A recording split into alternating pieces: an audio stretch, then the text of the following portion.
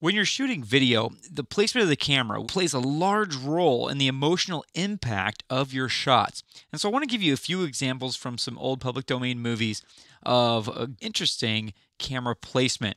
This first one comes from Night of the Living Dead. And here, this dude's just kind of walking along, minding his own business, and some zombies happen to break through the window. And it's really off putting because you're not really expecting zombies to be breaking through, so you're kind of thrown off your game.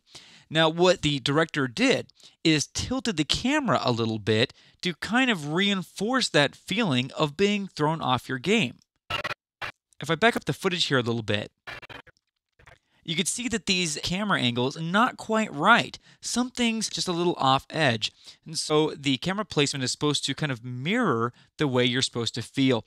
And the next shot, this guy runs and goes to get something to board up the window, and it's on top of this refrigerator, which would obviously be completely straight, and yet we have these diagonal lines. Everything's kind of thrown off and not really balanced well. And again, this is supposed to kind of make you feel uneasy and unsettled because things are kind of tilted and screwy. Likewise, if you point a camera down on top of a subject, it tends to make them look inferior or weak. Or if you put a camera down at the bottom of the subject looking up at them, it tends to make them look grand, big, and powerful. The placement of the camera can also make an emotional impact by what is closest to the camera. Here's another clip from Night of the Living Dead.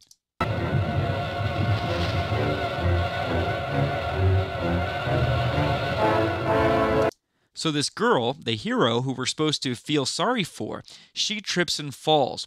And so then in the reverse shot, what do we see? We see the shoe that made her trip and fall right in front of the camera. The shoe really isn't that important. It's the girl that fell.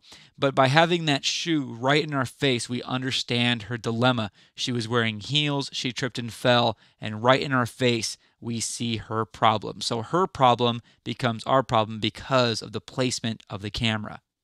Here's another example from one of my favorite movies, Carnival of Souls.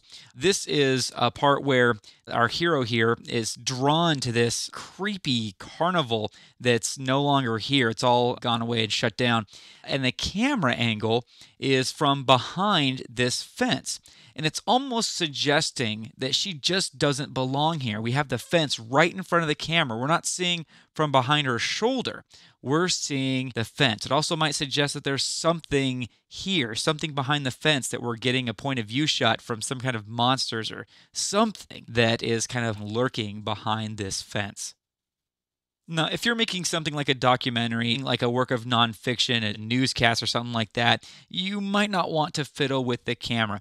But if you are telling a fictional story, you might want to reevaluate your shots and ask yourself, is there some way that we can place the camera that would be reinforcing what we're trying to show in the scene?